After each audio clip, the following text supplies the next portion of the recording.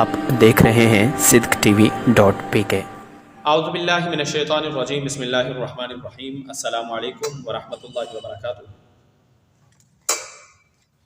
ہری ہے شاخ تمنا مگر جلی تو نہیں، دبی ہے آگ جگر میں مگر بجھی تو نہیں، وفا کی تیغ سے گردن شیار ہو گئی، سر برے میدان کٹی ہے مگر جھکی تو نہیں۔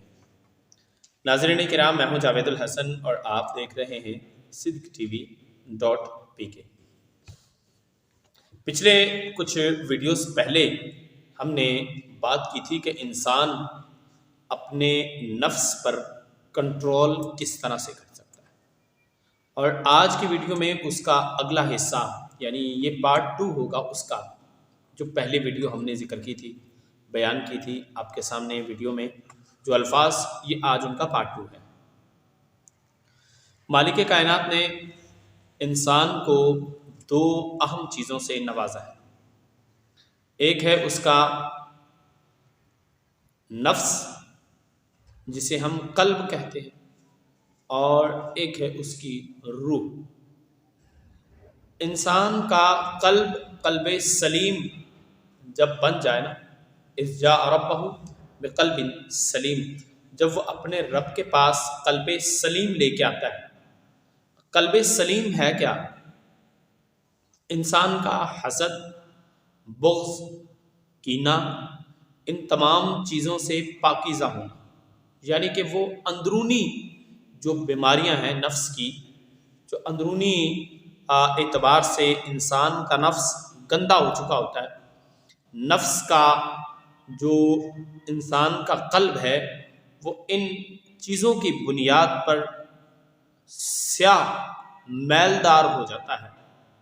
اس طرح انسانی نفس جو ہے وہ کئی اور بیماریوں میں بھی مبتلا ہو جاتا ہے، اور جب کوئی انسان اپنے نفس کو حسد، بغض، کینہ اور غیبت، چغلی وغیرہ سے پاکیزہ رکھتا ہے اور دنیا کائنات کی خواہشات اپنے قلب سے مٹا دیتا ہے، تو وہ بن جاتا ہے قلب سلیم۔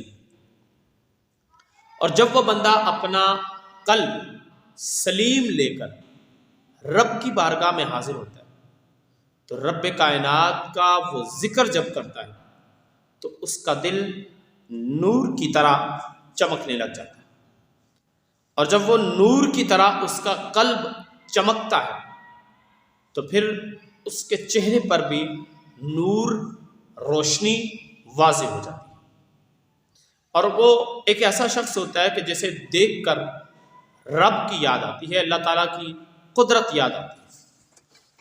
یہی وجہ ہے نا کہ اللہ تعالیٰ نے فرمایا اذ جاء ربہ بقلب سلیم، جب وہ اپنے رب کے پاس قلب سلیم لے کے آتا ہے تو پھر رب بھی فرماتا ہے سلام علیکم بما صبرتم فنعم عقبی الدار، تم پر سلامتی ہو اس وجہ سے کہ تم نے صبر کیا، فنعم عقبی الدار، آخرت کا گھر کتنا ہی خوبصورت ہے۔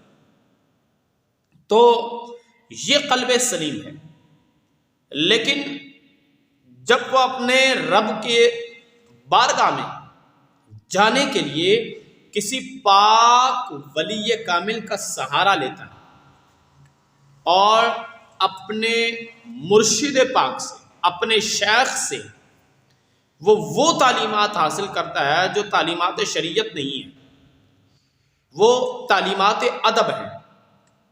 اور ادب ہے کیا؟ ادب آپ کو بتاتا ہے کہ تم نے اپنے رب کی بارگاہ میں کیسے پیش ہونا ہے، تم نے اپنے محبوب کی بارگاہ میں کیسے پیش ہونا ہے، تم نے اپنی شیخ کی بارگاہ میں کیسے پیش ہونا ہے۔ پھر وہ بولتا نہیں ہے، پھر وہ خاموشی اختیار کر لیتا ہے، چاہے سمندر پیرے ڈکار تک نہیں مارتا۔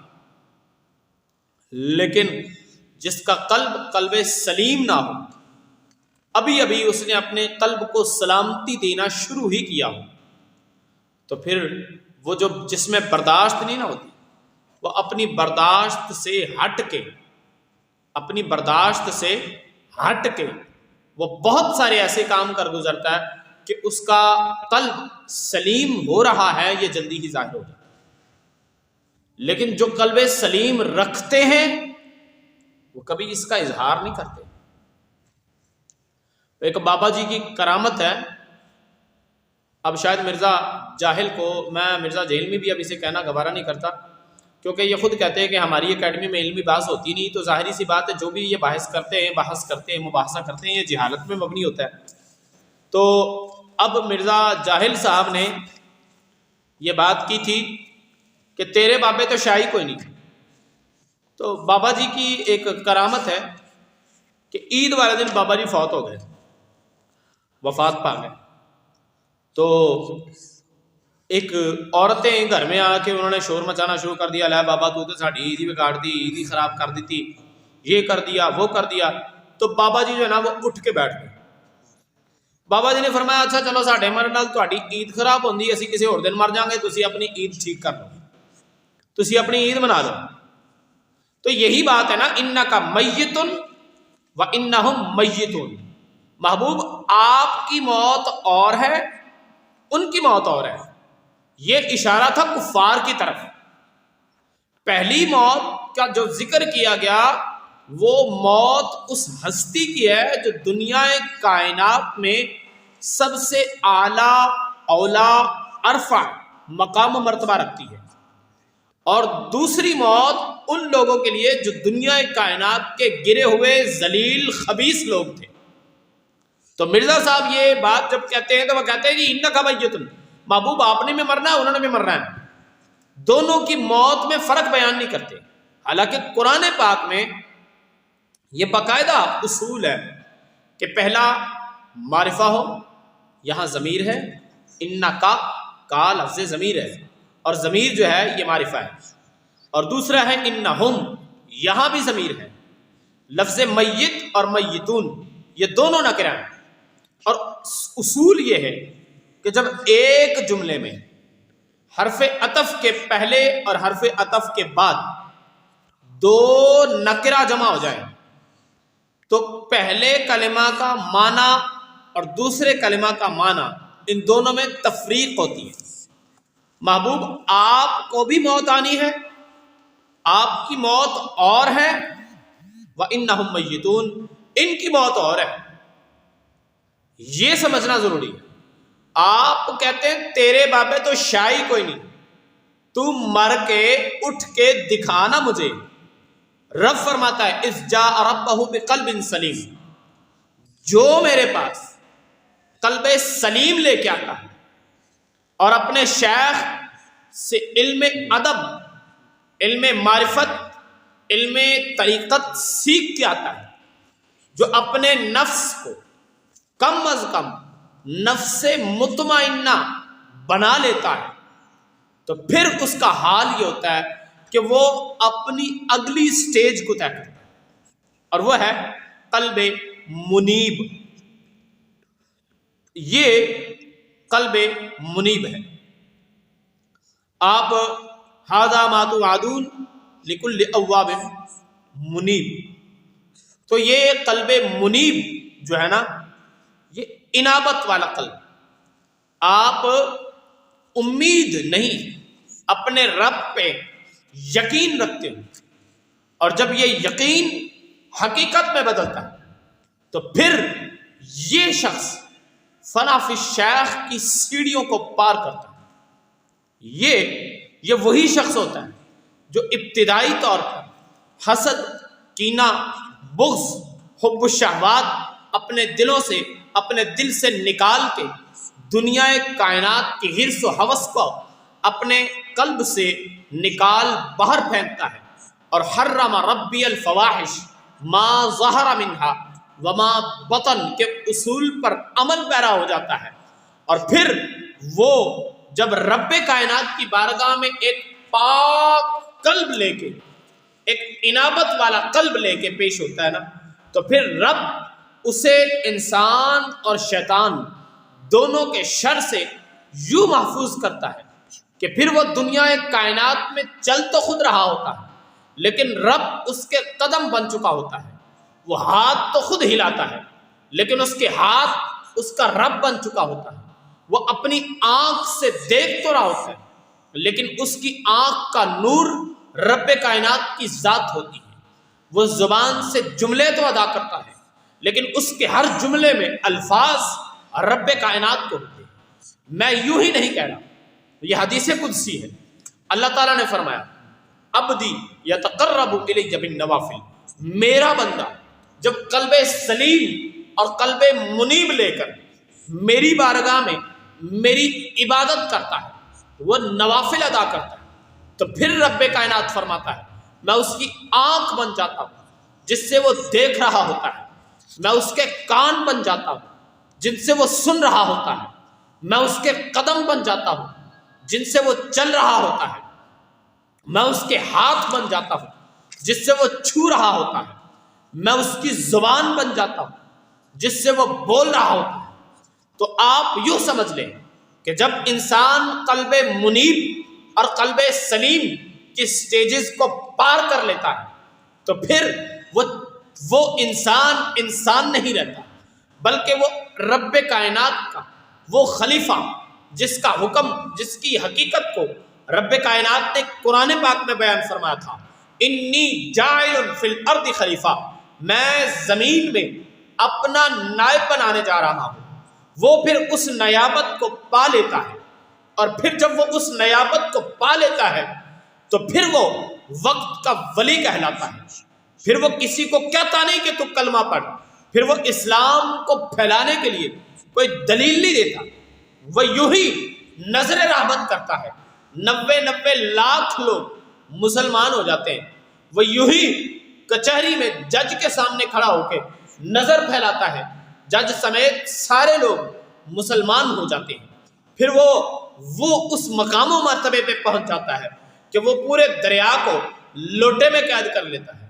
اس کا مقام محبت پھر یہ ہو جاتا ہے کہ وہ ایک بت کو 2 ٹرے میں لڈوؤں کو کھلا دیتا ہے۔ میں آپ کو کیا کیا بتاؤں، مرزا صاحب کا یہ فرمان کہ تیرے بابے تو شاہی کوئی نہیں، جناب تیرے بابے شاہ کوئی نہیں، جا کے پہلے حقیقت تو پڑھ، تجھے سمجھ آئے۔